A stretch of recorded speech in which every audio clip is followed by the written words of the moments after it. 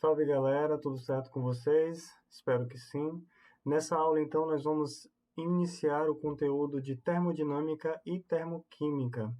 Nessa aula especificamente vamos começar falando dos conceitos e alguns cálculos envolvendo energia, trabalho e calor. E vamos culminar na primeira lei da termodinâmica. E a aula de hoje vai ser dividida nos seguintes tópicos. Primeiro vamos falar dos conceitos básicos, que é as definições de sistema e vizinhanças. O que é um sistema aberto, fechado e isolado?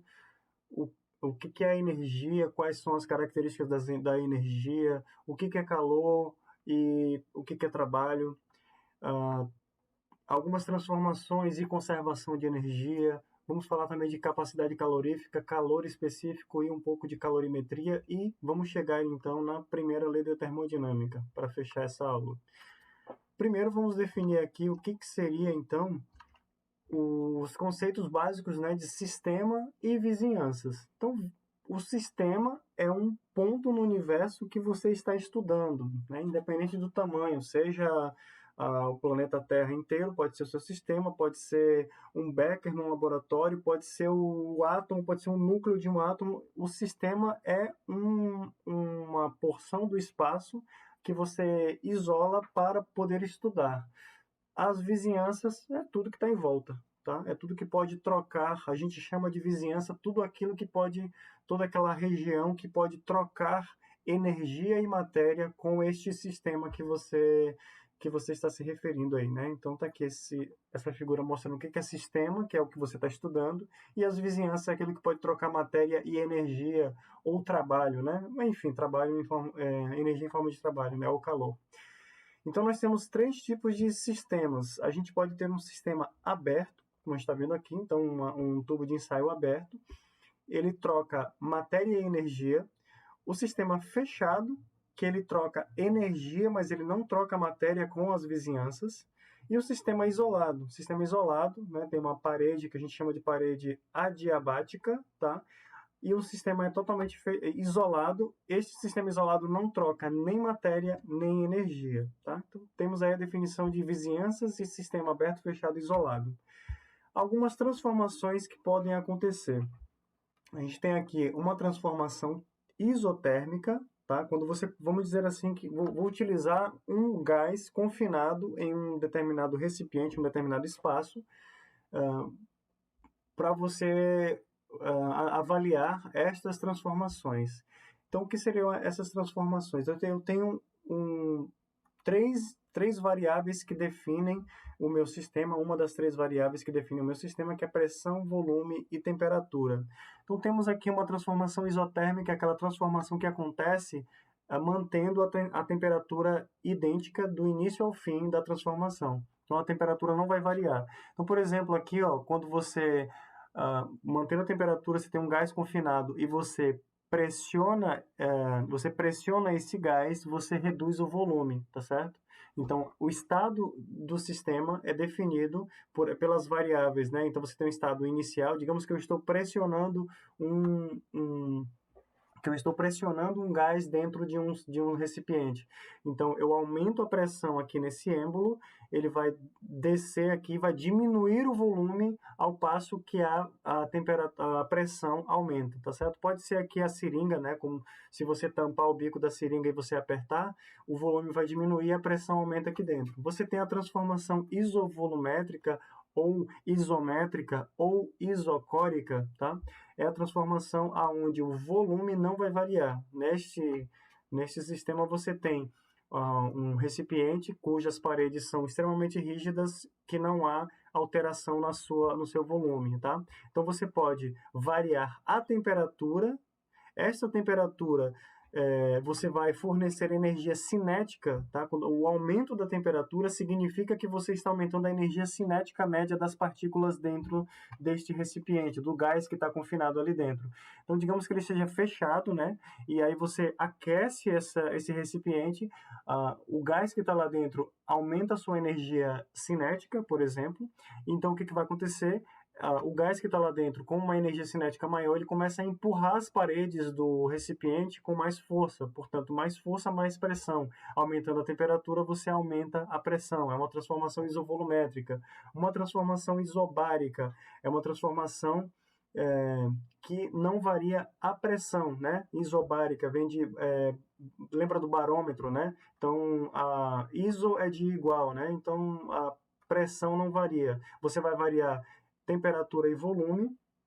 Então você tem aqui a temperatura aumentando e como a pressão ela não vai variar, e eu pego então uma bexiga de festa aqui, né? Então se eu pegar essa bexiga e eu resfriar essa bexiga, né, jogar ela numa temperatura mais baixa, ela vai murchar, tá? Porque você diminuindo a temperatura, você reduziu a energia cinética média das partículas dentro desse recipiente. O que vai acontecer? A força com que o gás que está lá dentro empurra as paredes do recipiente para fora reduz, e a pressão externa faz com que o recipiente reduza o seu volume, de maneira que a pressão não variou durante toda a transformação.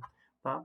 Você também teria uma transformação adiabática, tá? Que você pode utilizar qualquer um desses sistemas aqui, onde a transformação adiabática é aquela que não há, você tem uma parede, né, uma parede isolante no seu recipiente, de maneira que o seu sistema não troca calor com o meio, por exemplo. Se você pegar aqui, por exemplo, nesse sistema aqui, ó, a gente fala de uma temperatura, de uma transformação isotérmica, mas se eu apertar o gás aqui, ó, ele vai aumentar um pouco a sua temperatura, né? Mas é bem pouco notável, é bem pouco observável essa variação de temperatura. Assim como se eu expando o gás aqui dentro, né, se eu puxo o êmbolo, ele vai reduzir a sua temperatura para manter a energia aqui dentro constante, né? Vamos dizer assim. E daí o que acontece? Eu posso fechar, né? Isolar esse sistema aqui, tá? E aí quando eu puxar o êmbolo, se eu tivesse um termômetro ali dentro, eu veria que a temperatura iria variar, tá? Então seria uma transformação isobárica, tá? Desculpa, uma transformação adiabática. A transformação adiabática, eu não tenho troca de energia, troca de calor, melhor dizendo, pode haver troca de trabalho, né? Pode haver realização de trabalho, mas eu não tenho troca de calor entre o meio e o meu sistema. Agora, vamos tentar definir energia, que a definição de energia não é tão simples, né? Então, é mais fácil você definir as diferentes formas de energia do que você tentar definir energia em si. Mas definir de uma forma mais simplificada, simplória, seria a energia pode ser definida como aquela quantidade física capaz de realizar trabalho. Não é exatamente isso, mas podemos dizer que sim, né? Então, por exemplo, você tem aqui, vamos usar o exemplo da energia potencial gravitacional, tá? Então, aqui, por exemplo, essa pessoa que está em cima do morro, numa bicicleta, ela tem energia potencial, ela está parada, ela tem apenas energia potencial gravitacional, certo? A partir do momento que ela solta, né, tira o pé do chão, então esta energia potencial começa a reduzir e ela vai se convertendo em energia cinética, tá certo? Então a energia de movimento, então a energia potencial gravitacional vai sendo transformada em energia cinética. A unidade da energia é em joule, tá? Eu vou fazer aqui, a gente já trabalhou sobre análise dimensional, mas só para vocês olharem aqui, qual que é a unidade de massa? Quilograma. Velocidade ao quadrado seria metro quadrado por segundo ao quadrado, certo? Então essa seria a definição de joule, que é a unidade no Sistema Internacional de Medidas para a energia, tá?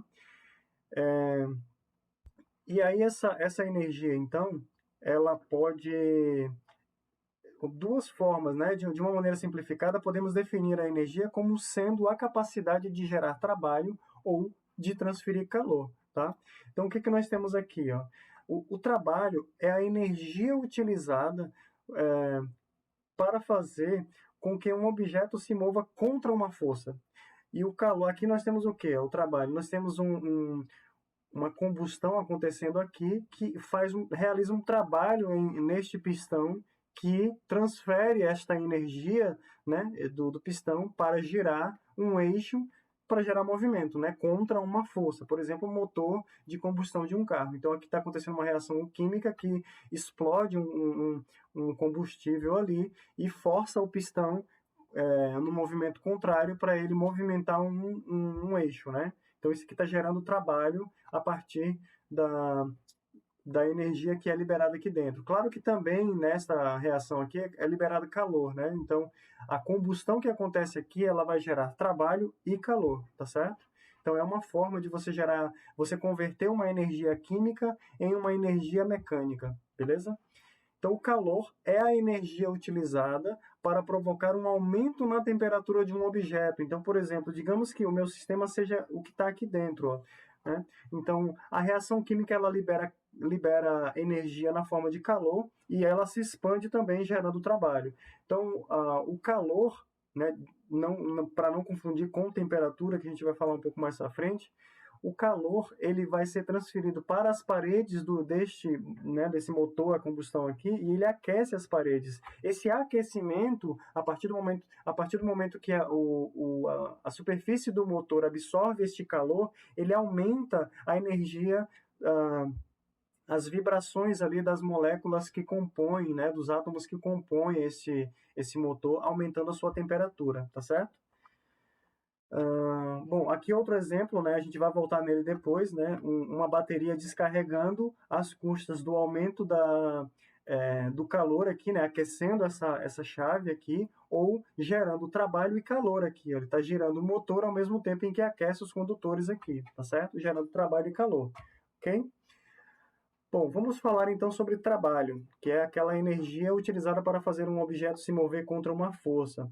Então veja aqui, né, nós temos um cilindro com um gás confinado aqui, temos uma pressão externa, que está sendo representada por essa seta, e nós temos aqui ó, uma expansão, tá certo? Uma expansão, que esta expansão, ela provoca uma variação de volume do meu gás, tá certo? Meu gás agora, ele realizou o trabalho, tá? E a gente vai discutir isso aqui, é o seguinte, o trabalho, a gente sabe, lá da mecânica, né, da primeira física de vocês, o trabalho é igual a força vezes a distância que esta força moveu este objeto contra essa força, né? Então, vamos lá. Daí é o seguinte, a gente sabe que a pressão é uma força aplicada sobre uma área, tá certo? Isso é a definição de Pascal, né? Então, a força, a unidade é Newton por metro quadrado, beleza? Newton por metro quadrado é Pascal, ok? Aí eu só rearranjei, isolei a força aqui, porque eu quero substituir isso daqui lá nessa expressão aqui do trabalho, tá? Então, eu vou substituir aqui, ó. E eu sei que se eu pegar uma área, tá? O pistão ele se moveu daqui para cá, tá certo? Esse pistão aqui, ele se elevou aqui, né? Teve um trabalho que a gente chama de trabalho de expansão aqui. Então ele se moveu nessa distância D, tá? Esse pistão, o pistão ele tem uma área A. Se eu pegar a área A desse pistão e multiplicar pelo D, eu vou ter o quê? O volume, essa variação de volume que aconteceu aqui, ó, tá? A variação de volume do meu gás, ok? Então eu vou chamar isso aqui, ó, simplesmente de ΔV, que é a variação do meu volume. Este sinal aqui, ó, ser negativo, é meramente uma convenção, tá? A gente convencionou que o sinal aqui é negativo, vocês vão entender por quê mais à frente. Mas já vamos deixar o sinal aqui como negativo, tá? Para facilitar a nossa vida. Vocês vão entender mais para frente por que a gente utiliza esse sinal negativo. Falando sobre as unidades aqui do trabalho, também é o Joule. Olha só, o Pascal, que é Newton por metro quadrado, então nós temos, o Newton é o quê? Quilograma metro quadrado por segundo, né? Quilograma vezes metro, e esse aqui é enfim, essa é a unidade de Pascal, tá certo? Vezes metro cúbico, que é o volume, que é a unidade padrão de volume, tá? Então, o que nós teremos aqui, ó? Teremos metro a quarta dividido por metro quadrado, que vai ficar metro quadrado, tá certo? Então, você vai ter quilograma vezes metro quadrado, dividido por segundo ao quadrado, que é a unidade de Joule, tá? Bom, aqui, quando você às vezes utiliza a pressão quando você vai trabalhar com essa expressão aqui, você tem pressão às vezes em ATM e a variação de volume em litro, tá? Então a unidade aqui de trabalho seria ATM litro ou litro ATM, tanto faz. Mas o fator de conversão aqui é exatamente 101,325 joule, certo? Então, 1 litro ATM ou ATM litro é igual a 101,325. Agora, por que essas unidades, por que desse valor negativo? É porque é o seguinte, bom, se o trabalho ele é realizado pelo sistema, né? Então, eu tô com o meu sistema, tá certo? O meu sistema realiza trabalho. Então, o meu sistema, ele transfere energia em forma de trabalho para as vizinhanças. Então, ele perdeu energia, a sua energia vai diminuir porque ele realizou o trabalho, né? É como você pensar que você está fazendo exercício numa academia, você está puxando, sei lá, você está fazendo algum aparelho lá, fazendo alguma atividade. Você está realizando o trabalho, você está gastando a sua energia, por isso você vai precisar se alimentar. Então, você está diminuindo a sua energia para você realizar trabalho. Por isso que o trabalho, quando você realiza o trabalho, por exemplo, na expansão de um gás, um gás expande e ele empurra um êmbolo contra uma força, contra uma pressão externa. O meu sistema está realizando um trabalho. Então, o que acontece? O volume final aqui, vai ser, o ΔV vai ser maior do que zero, tá certo? Então, veja, o volume final é maior do que o volume inicial. Então, VF, o ΔV, delta qualquer coisa, né? A variação de qualquer unidade física é a final menos a inicial. Como a final é maior e a inicial é menor, então vai dar um valor positivo, tá certo? Porque o volume final é maior. Entendeu? Então, o volume final menos o inicial vai dar um valor maior do que zero. Se dá um valor maior do que zero, tá? Então, aqui dá um valor positivo, vezes a pressão que é positiva, tá? Então, você vai ter o trabalho sendo negativo, porque o sistema realizou o trabalho. Agora, quando você tem um trabalho de compressão, a vizinhança realiza trabalho no sistema. Então, o trabalho é realizado sobre o sistema, ok? Aí você tem um trabalho de compressão, o trabalho é positivo, tá? Porque é como alguém te carregando no colo, alguém está realizando trabalho para te carregar no colo, beleza? Para te levantar, para te erguer. Alguém está realizando trabalho e está te fornecendo, por exemplo, se eu coloco o meu filho no escorregador para ele escorregar, eu estou fornecendo energia potencial gravitacional para ele transformar essa energia depois em energia cinética, ok? Então eu estou aumentando a energia do sistema, certo? Quando a vizinhança realiza trabalho sobre o sistema, certo? Bom, aí nós temos os processos reversíveis e irreversíveis. O trabalho em um processo reversível é o seguinte: vamos imaginar que você tem uma situação, né, de equilíbrio aqui, e aí você começa a fazer um aumento no volume, tá? Você tem uma redução na pressão externa, tá? A pressão externa e a pressão interna, elas vão estar igualadas aqui, tá certo? Para que esse êmbolo se mantenha parado aqui, tá certo? Então, a pressão externa, que é o que está essas barras aqui, ela vai reduzindo ao passo que o meu volume vai aumentando, o meu pistão vai subindo, a pressão externa vai reduzindo, tá? Eu posso fazer um experimento dessa forma aqui, tá? Reduzindo a pressão. E aí, assim, uma transformação reversível é aquela transformação que, assim, o meu sistema está em equilíbrio, tá certo? Imagina um balão, tá? Vamos pensar no balão. Esse balão, ele está... quando você vai subindo, né? Você vai subindo o morro, tá certo? Você tem pequenas alterações na pressão externa. Então, esse balão, ele vai lentamente aumentando infinitesimalmente o seu volume, tá? Porque a pressão externa vai diminuindo. e a tendência é que as pressões se igualem, as pressões entrem em equilíbrio ali, tá certo? Você pegar um balão, você está no pé do morro e você vai subindo o morro, a pressão lá em cima é menor do que a pressão aqui embaixo. Então, o que vai acontecendo é que você tem uma alteração infinitesimal. A mesma coisa acontece quando você vem de lá de cima do morro e vai descendo o morro, você tem uma alteração infinitesimal.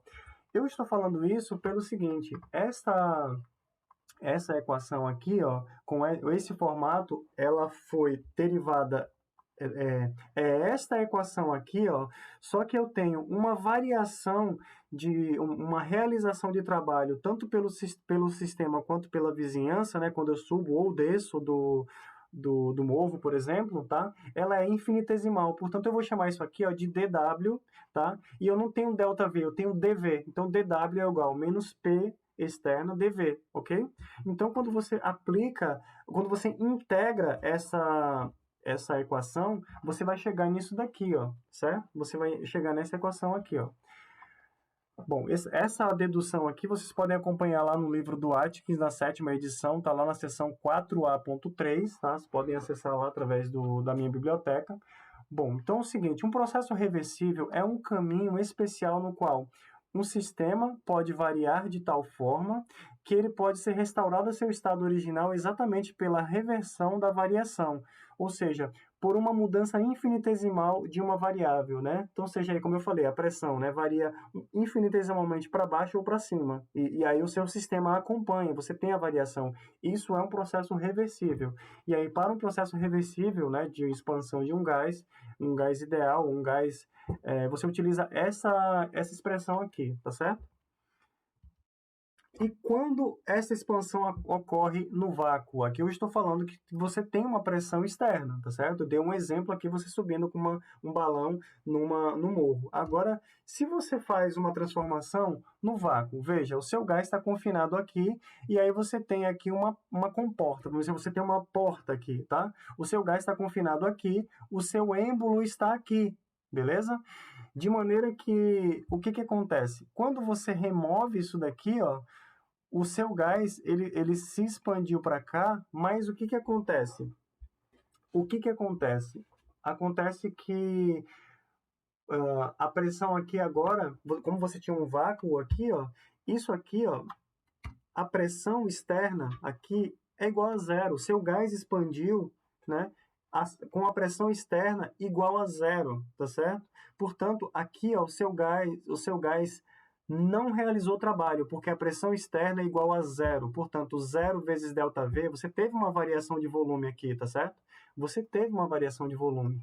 Então, o que você teve aqui é que a pressão era igual a zero. Se a pressão é igual a zero, você não tem realização de trabalho. E isso aqui é um processo irreversível, tá? O que eu quero dizer que é um processo irreversível? Porque o que acontece aqui, ó, nesse caso aqui, ó, por que ele é irreversível? Porque seu gás aqui, ele não vai voltar para cá. Ele não vai retornar ao volume, entende?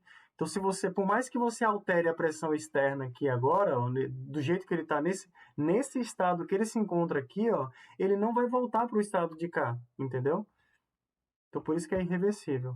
Aqui nós temos uma tabela mostrando outros tipos de trabalho que podem ser realizados, tá? Então, nós temos o trabalho de expansão, que é esse trabalho que a gente mostrou ali, né? Que inclusive pode ser irreversível, tá? Temos outros aqui, como a elevação de um peso, que é igual à energia potencial, gravitacional, enfim, a energia elétrica, tá? Enfim, temos outros ali. Bom, vamos fazer agora um exercício, tá? Nesse exercício, então, um pistão ele confina 0,1 mol de argônio a um volume de 1,00 litro e em 25 graus Celsius. Dois experimentos são feitos. Primeiro, o gás se expande de 1 litro até 2 contra uma pressão de 1 atm. Tá? A pressão constante ali de 1 atm. E o gás se expande. Veja, a pressão não é zero, mas ele diz que a pressão se mantém constante. E o segundo experimento, né, o gás expande-se de forma reversível e isotermicamente até o mesmo volume final, que é 2 litros. Tá? Então, qual desses processos realiza o maior trabalho? Vamos lá. Então, primeiro vamos pegar aqui para calcular. A gente vai utilizar esta expressão do trabalho irreversível, porque você tem uma expansão, mas você não varia a pressão externa. A pressão externa se mantém. E ele quer saber aí qual que é o trabalho realizado e quer saber quais dos dois experimentos você tem o máximo de trabalho realizado. Bom, então o que você vai fazer? A pressão é de 1 atm e a variação do volume, né, como ele vai variar de 1 para 2 litros, é de 1 litro. O ΔV é 1 litro, tá? Então você tem aqui 1 litro atm. Lembra como é que eu falei que vocês fazem para fazer a conversão aqui de valores? Ó? Então você vai fazer o seguinte, ó. Você vai multiplicar por 1 litro atm vezes 1, só que é um número 1 especial. Eu vou multiplicar por esse fator de conversão, que é 101,325 dividido por 1 litro atm. Esses valores são iguais. Isso aqui daria 1, tá certo? Porque eles são iguais, são a mesma quantidade, um é igual ao outro. Então daria 1, tá? Então eu vou lá e faço o cálculo aqui, eu vou ter então que é 101. Olha os algarismos significativos aqui, ó, tá? Eu tenho aqui, ó, 1 litro, sem vírgula depois, sem zeros depois da vírgula, tá? Então dá 101 joule, é o trabalho que o sistema realizou, tá? Sobre a vizinhança, tá? Agora eu vou utilizar aqui um trabalho reversível e isotérmico, tá? Para o mesmo volume. Então, vou pegar aqui e vou utilizar ó, menos nRT vezes ln da divisão de volume final por volume inicial. Então, faço aqui o cálculo, chego seria menos, tá, gente? Aqui tá errado, é menos 172, tá? Que o sistema realiza nas vizinhanças, tá? Então, menos 172 é o valor. Então, meu trabalho reversível e isotérmico, ele é um trabalho de expansão que realiza o máximo de trabalho, tá? Então, um trabalho reversível é um trabalho que ele é máximo, tá? Então, tá aqui ó, os gráficos mostrando as duas situações. A primeira situação mostra aqui em verde, né? Em verde está aqui, ó, a pressão de 1 atm, então a pressão constante de 1 atm, tá certo? Nós temos essa região aqui, ó, se você fizer a integral aqui, ó, pegar a área dessa região aqui, ó, você vai chegar no trabalho da letra A. Se você pegar a área embaixo da curva, né, entre 1 e 2, né, com o volume 1 e 2, né, se você integrar isso daqui, ó, você vai ter a área de B, ó, do caminho B. Então, varia, tá vendo? Agora sobre o calor. Bom, primeiro vamos definir as coisas, né? Primeiro que calor e temperatura são coisas diferentes. O calor é definido como a energia utilizada para provocar um aumento de temperatura em um objeto. A temperatura é a grandeza física que mede a energia cinética média das partículas de um sistema. O calor, então, assim como a energia, enfim, você pode utilizar a caloria. A caloria é uma unidade utilizada na alimentação e é definida da seguinte forma: uma caloria é definida como a quantidade de energia necessária para aumentar em 1 Kelvin ou 1 grau Celsius a temperatura de 1 grama de água líquida pura. Okay? Essa é a definição. E aí é o seguinte, eu destaquei aqui, ó, o C maiúsculo e o C minúsculo. Uma caloria, quando vocês olharem no rótulo, o correto é que, se você olhar o C tiver maiúsculo, significa que é 1 quilocaloria, ou seja, 1000 vezes 4,184 joule, ok? Esse é o fator de conversão entre caloria e joule, tá certo? Aí C é a capacidade calorífica do sistema, que é uma propriedade da forma como esta expressão está mostrada aqui, é uma propriedade extensiva, ou seja, ela não é a mesma em todos os pontos. Se você pegar, como é que fala? Se você pegar um sistema como um todo ou um pedaço do sistema, esse valor vai variar conforme a quantidade. Já uma quantidade intensiva não varia, independente da quantidade de matéria que você tem. Agora sobre a convenção dos sinais, né?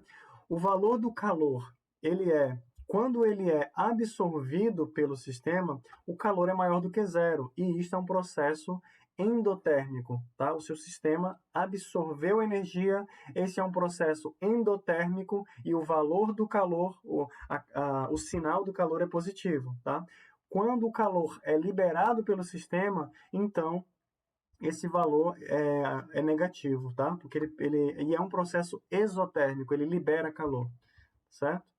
Aqui nós temos uma tabela onde eu mostro, onde é mostrado para vocês diferentes materiais ou substâncias e a água, por exemplo, em diferentes estados físicos e os calores específicos. Aí é o seguinte, mais definições para vocês. Nós temos o calor, que eu já defini para vocês, temos a capacidade calorífica. A capacidade calorífica é a quantidade de calor necessário para causar uma variação de temperatura, tá? A capacidade calorífica específica ou calor específico é a capacidade de calor por massa, que é esse daqui, ó, por massa, né? Então, você tem aqui, a gente utiliza aqui, o livro do Atkins utiliza CS subscrito, né? Então, você tem aqui o calor dividido pela massa vezes a temperatura. Isso aqui, pela variação de temperatura. Isso aqui é o calor específico, isso aqui é o calor molar, tá? Ou a capacidade calorífica molar, tá? Então, é a capacidade, a quantidade de calor necessária para variar a temperatura por mol. Então, vamos aqui para um exercício, né? Calcule o calor necessário para aumentar de 20 até 100 graus Celsius a temperatura de 100 gramas de água e 2 mol de água, tá? Então, primeiramente, o que a gente vai fazer aqui? A gente vai usar essa fórmula aqui, onde eu vou simplesmente substituir os valores. Eu quero saber a quantidade de calor que eu vou precisar fornecer para o meu sistema para poder aumentar a temperatura em 80 graus Celsius ou 80 Kelvin. Vou utilizar Kelvin, tá? Para facilitar a minha vida, já que a unidade aqui é Kelvin, do meu calor específico, tá? Então, o que eu tenho aqui? 100 gramas, eu tenho este valor de calor específico e eu tenho 80 Kelvin, que é também 80 graus, o intervalo, né, a escala centígrada também, tá? E eu tenho, então, que o calor necessário vai ser, que eu vou ter que fornecer para o meu sistema, é 33 kJ, certo? A letra B, então, aqui, substituindo esses valores, né? Substituindo os valores, agora vou utilizar o calor molar, o calor específico molar, tá? Aonde eu vou ter o seguinte, eu tenho 2 mol, né? Vou substituir aqui o valor de calor molar, calor específico molar, capacidade calorífica molar, desculpa, e a variação de temperatura que é a mesma. Então, eu vou chegar aqui, ó, a mais 12 kJ para aumentar a temperatura em 80 Kelvin, ok? Então, vamos seguindo aqui, vamos entrar agora na termodinâmica. O que é, como surgiu, o que é a termodinâmica, né?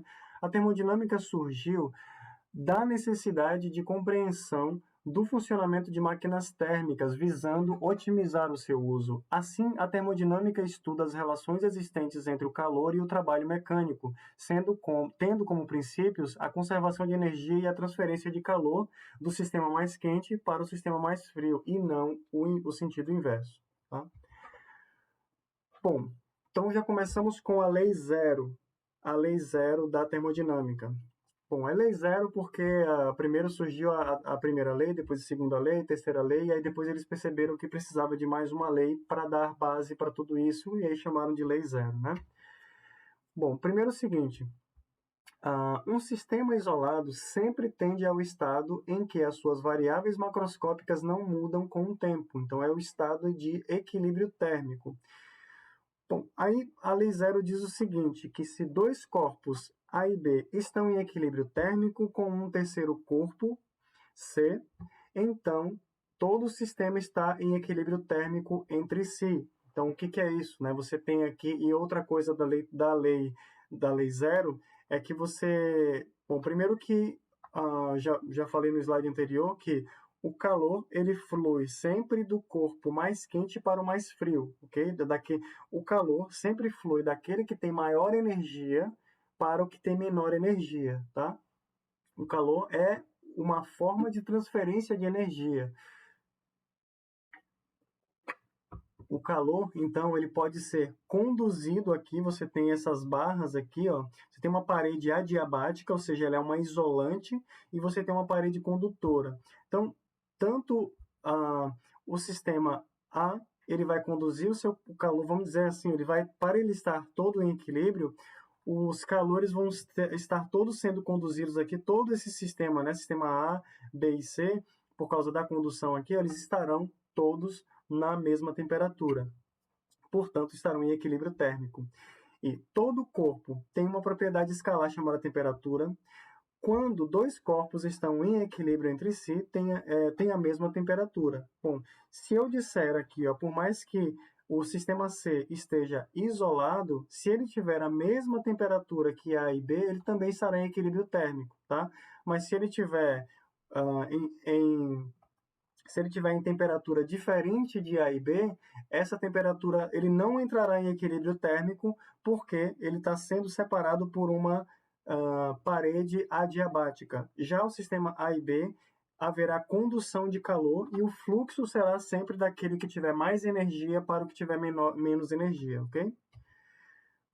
Bom, antes de entrar na primeira lei da termodinâmica, precisamos definir uma coisa, que é uma das observações mais importantes da ciência, que a energia não pode ser criada nem destruída. A energia é conservada e ela pode ser transformada, né? E ela pode ser transformada de uma forma de energia para outra forma de energia, como eu já mostrei para vocês, né? Exemplo da energia potencial para energia cinética. Outra afirmação importante: a energia total de um sistema isolado é constante, ok? Então, para um sistema isolado, se ele está totalmente isolado, ele não troca nem matéria nem energia com as suas vizinhanças, tudo que está ali dentro é constante. E a variação de energia do sistema é zero, daquele sistema isolado é zero. E aí tem uma pergunta retórica, né? Uma pergunta filosófica. Seria o universo um sistema isolado? Fica aí a pergunta para vocês. Se o sistema não é isolado, então vamos analisar, porque a gente não tem, né, na natureza sistemas isolados, né? Mas a gente precisa estudar os sistemas. Bom, até agora nós examinamos as transferências de energia na forma de trabalho ou de calor. Mas a gente precisa definir aqui a energia interna. A energia interna de um sistema, ela representa a soma de todas as energias cinéticas e potenciais de todos os componentes do sistema. Mudança energética no sistema em função de trabalho ou do calor, ou seja, a contribuição de todas as fontes de energia e de sistemas químicos, né? A gente tem ali a energia cinética e a energia potencial, que podem variar ali dentro do meu sistema, e o meu sistema pode trocar tanto calor quanto trabalho com a sua vizinhança. Que, novamente, o exemplo, né, do meu motor a combustão interna, que vai gerar trabalho, liberar calor, vai trocar energia com a sua vizinhança, tá? Da mesma forma que eu fiz para trabalho e calor, vou fazer para a energia interna, tá? A variação de energia interna, ela é maior do que zero quando o sistema ganhou energia da sua vizinhança. E a variação da energia interna será menor do que zero, será negativa, se o sistema perdeu energia para a vizinhança. Então vamos ver aqui dois exemplos, exemplo A e exemplo B.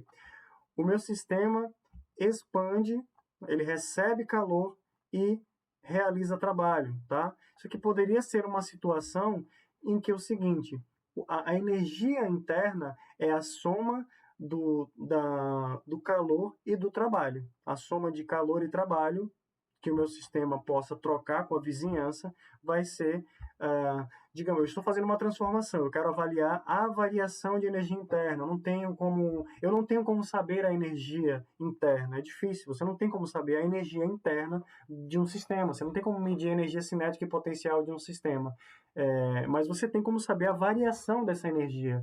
Então, essa variação ela pode ser determinada, e é assim que a gente estuda um sistema, fazendo algum tipo de transformação para avaliar o que ocorre com essas quantidades aqui, essa relação matemática, né?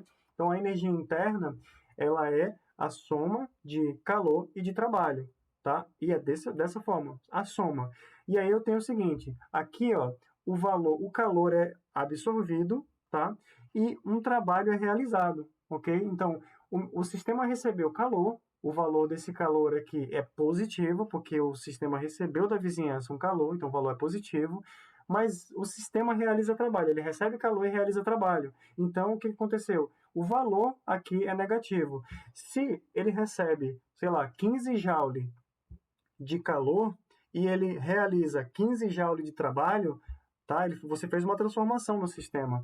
A variação de energia interna é zero. Você fez uma transformação no seu sistema, mas você não variou a energia interna do seu sistema. Agora, olha um outro exemplo aqui, ó. Não há entrada de calor, tá? Você não trocou calor do seu sistema com a vizinhança dele e você coloca o sistema no vácuo. Então, o que acontece? Acontece uma expansão do gás aqui dentro, empurrando o êmbolo, mas essa transformação aconteceu no vácuo, ou seja, pressão igual a zero. Então, não há trabalho realizado, porque trabalho é igual a menos pressão externa vezes a variação de volume. Como pressão externa é zero, então, se você não forneceu calor e você expandiu você expandiu o gás sem realização de trabalho, a energia interna também não variou. Nessas duas situações aqui, ó, eu não variei a quantidade de energia interna, ok? Bom, aí aqui a gente pode fazer uma analogia que é o seguinte. Vamos pegar aqui um cofre e tem um dinheiro lá dentro, tá? Esse dinheiro que está ali dentro é a energia interna. E aí eu posso depositar mais dinheiro nesse meu cofre, que é colocar mais dinheiro ali dentro através de calor e de trabalho, são os depósitos. Ou eu posso retirar dinheiro em forma de calor ou de trabalho, tá? Ou as duas coisas ao mesmo tempo. Ou eu coloco as duas coisas e retiro as duas coisas ao mesmo tempo. Então, esse entendimento aqui ajuda a gente a entender o seguinte, né? Que se você fornece calor ou você realiza trabalho no sistema, então você está aumentando o montante aqui, né? Se você faz saques de calor e de trabalho, tá? O sistema realizando trabalho, então você reduz o montante ali dentro. Daí veja, sobre essas convenções de sinal para calor e trabalho. Quando o calor é positivo, né? Então você recebe calor o sistema recebe calor da vizinhança. Se o sinal vamos avaliar qual que seria o sinal do ΔE, tá? Se tanto calor e trabalho tiverem sinal positivo, tá? Ou seja, você realizou o trabalho no sistema e forneceu calor. A energia interna só tem como aumentar. Ou se você retira calor do sistema, né? Ou o sistema libera calor para a vizinhança, e além de realizar de liberar calor para a vizinhança, ainda realiza trabalho, você com certeza diminui a energia interna. Então, ΔE é menor do que zero. Agora, se você tiver calor maior do que zero e trabalho menor do que zero, aí vai depender do tamanho de cada um. A mesma coisa o inverso, depende do tamanho de cada um, tá certo? Algumas observações sobre a variação de energia interna do sistema. Primeiro, se a transformação é adiabática, ou seja, lembra, a parede adiabática ela não permite troca de calor. Então, o calor é igual a zero. A variação de energia interna é igual apenas a trabalho. Então, se um trabalho for realizado pelo sistema, a energia interna cai. Se o trabalho for realizado sobre o sistema, que é um trabalho de compressão, então a energia do sistema aumenta. Se a transformação ocorre a volume constante, ou seja, ΔV é igual a zero, tá? Se ΔV é igual a zero, o trabalho é igual a zero, não tem trabalho. Se um trabalho não é realizado, a única forma de você variar a energia interna é através de calor, transferência de calor, né? Se fornece calor, você aumenta a energia interna. Se você retira calor, você diminui a energia interna.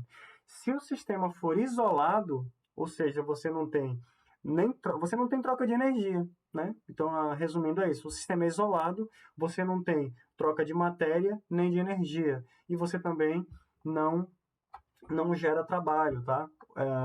Então, o que acontece? Ou melhor, você pode até gerar trabalho, mas assim, o que você vai ter? Que o calor vai ser igual ao trabalho. Então, se você tiver um sistema isolado e você fornece calor, o sistema realiza trabalho. Se você realiza trabalho, o sistema aquece. Mas ele não troca esse calor com a vizinhança.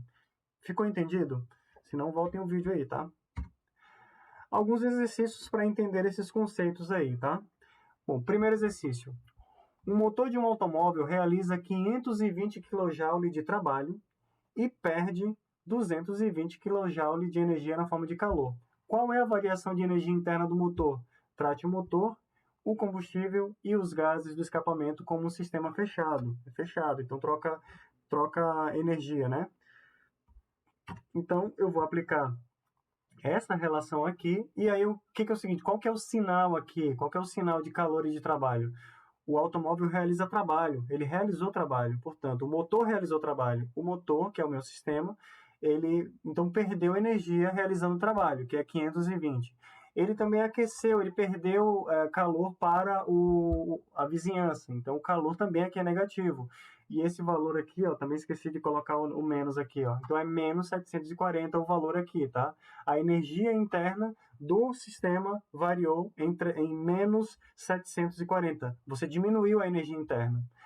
O sistema foi aquecido, segundo exercício, o sistema foi aquecido utilizando-se 300 Joule de calor, mas a sua energia interna caiu 150 Joule. Qual que é o valor do trabalho? O sistema realizou o trabalho ou foi o contrário? Vamos lá. Então, a energia interna tem aquela relação ali, né? Então, eu quero saber o trabalho, né? Eu tenho a energia interna, que eu sei que reduziu, então é menos 150 e menos 300, porque o meu calor, eu aqueci, né? Eu aqueci o meu sistema, tá? Ele foi aquecido. Como eu simplesmente eu joguei o calor para cá como subtraindo do outro lado da equação, então ele ficou como negativo, mas o Q é positivo, tá? Então, menos 150 menos 300 daria menos 450. Também esqueci do menos aqui, ó, mas o valor correto está aqui, certo? Terceira questão. Suponha que 1 kJ de energia é transferida na forma de calor a oxigênio em um cilindro dotado de pistão. A pressão externa é 2 atm. O oxigênio expande de 1 litro a 3 litros contra essa pressão constante. Calcule trabalho e a variação de energia interna do processo completo. Vamos lá. Eu sei que o trabalho é menos pressão externa vezes a variação do volume. Quanto que é a pressão externa? 2 atm. Quanto que é a variação? É 3 menos 1, dá 2 litros. Então, 2 atm vezes litro vai dar 4 atm litro. Multiplicado por esse 1 especial aqui, ó. Então, vai dar, o trabalho foi um trabalho realizado. Então, também esqueci do negativo aqui, ó. Esqueci de colocar o menos, então esqueci de colocar no final também. O professor está engolindo os menos, ó. Menos um pontinho na prova do professor. 405,3 Joule, tá certo? Então tá aqui, ó, esse é o valor que dá. Então o que eu vou fazer? Agora eu quero saber qual que é a variação. Lembrando que eu forneci 1 kJ de energia na forma de calor, tá certo? Então eu tenho trabalho e eu tenho o calor. E eu quero saber a variação. Então, ΔE é igual. ΔE é igual, então, a Q mais W. Então vai ser 1000 Joule, porque 1 kJ é igual a 1000 Joule, né? É 1 vezes 10 elevado a 3 Joule, menos 405,3 Joule. Dá o quê? 594,7. Daí uma pergunta. Ele realizou trabalho, né? Ele realizou trabalho. E o que aconteceu com a variação de energia? Ele ganhou, né? Ele ganhou energia, aumentou a sua energia interna. Bom, vamos definir então agora função de estado. O que significa função de estado? Função de estado, então, é uma propriedade cujo valor depende apenas do estado atual do sistema. Não importa de onde que ele veio, importa o estado atual. Você pega as condições, as variáveis de estado e você consegue definir o estado, esta propriedade, a partir destas variáveis, ok? Não importa de onde que ele veio, já vou explicar para vocês isso. Não importa o caminho, não importa o estado atual do sistema e é independente da maneira pelo qual esse estado foi atingido. Se o sistema muda de um estado a outro, a variação da função de estado não depende de como essa mudança foi feita. A energia interna é função de estado, ela só depende do estado inicial e do final, para ser... desculpa, a energia interna ela depende apenas do estado atual que se encontra o sistema. A variação de energia interna ela depende apenas de qual que é a energia, o estado inicial e o final. Não importa qual que foi o caminho que ele fez. Vou dar um exemplo para vocês, tá? Aqui tem uma montanha, você está aqui embaixo e tem duas pessoas, cada uma vai fazer uma trilha para chegar no ponto B dessa montanha, tá? E aí, a altitude que a pessoa vai subir, né, é o que vai determinar a energia potencial gravitacional. Então, você tem aqui, uma pessoa fez o caminho azul e outra pessoa fez o caminho vermelho. Ela se perdeu no meio do caminho, enfim, não achou a trilha. Mas veja, as duas chegaram no mesmo ponto. As duas têm exatamente a mesma energia potencial gravitacional. Entende? Então é isso que eu quero dizer com não importa de onde qual que foi o caminho que foi adotado, tá? Mesma coisa que eu tenho uma reação química, tá? Uma reação química que vai passar por diferentes intermediários e vai chegar nesse ponto, tá certo? A diferença de energia interna, tá? Que pode também ser utilizado, às vezes a gente está utilizando ΔE, mas o livro do Atkins, por exemplo, utiliza ΔU. Esse ΔU é de energia interna, tá? Mas tá correto. Os livros, eles utilizam as duas unidades, tá? As duas representações. Então é isso. Eu posso fazer uma reação com intermediários ou uma reação sem intermediários, por exemplo, uma reação catalisada, por exemplo, tá? Essa diferença de energia inicial e final é o que me importa para saber a energia interna do meu sistema, tá?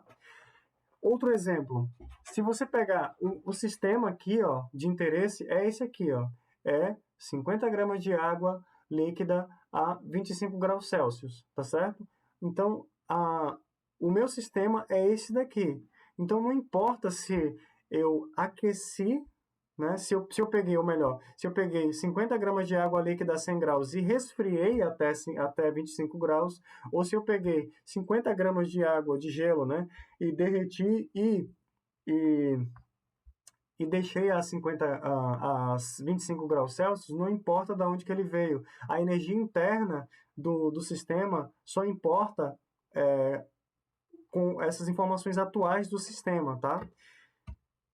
Já calor e trabalho não são funções de estado, ou seja, importa qual que é o caminho que você vai utilizar. Por exemplo, se o sistema o sistema aqui é a bateria, tá? Então eu tenho o caminho 1 e o caminho 2.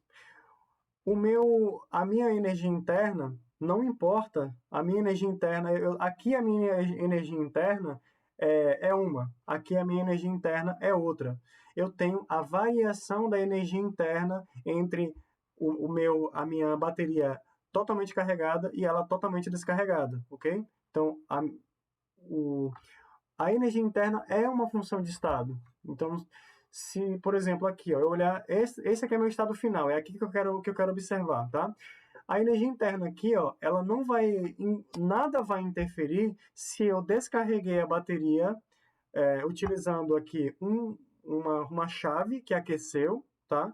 Aqueceu, esquentou, liberou calor aí para a vizinhança até descarregar minha bateria, ou se eu liguei um motor onde eu aqueço os condutores aqui e realizo o trabalho, né? Liguei um ventilador aqui. Então, não importa. A minha energia interna aqui, ó, independente do caminho que eu utilizei para descarregar essa bateria, vai ser a mesma, ela vai estar descarregada, ok? E agora, calor e trabalho varia muito. Se eu utilizar, por exemplo, aqui, ó, eu vou ter só calor, só vai ser produzido calor, tá? Nenhum trabalho vai ser realizado na minha vizinhança. Agora aqui, ó, eu vou ter a minha bateria vai sendo descarregada às custas do trabalho realizado e do calor liberado nas vizinhanças. Certo, gente? Desculpa a aula ter ficado um pouco longa, tá? Mas espero que tenha ficado claro esses fundamentos, né, da termodinâmica para vocês aqui. E a gente se vê aí numa próxima aula. E dúvidas podem marcar um atendimento. E a gente se vê na próxima aula. Até mais, gente.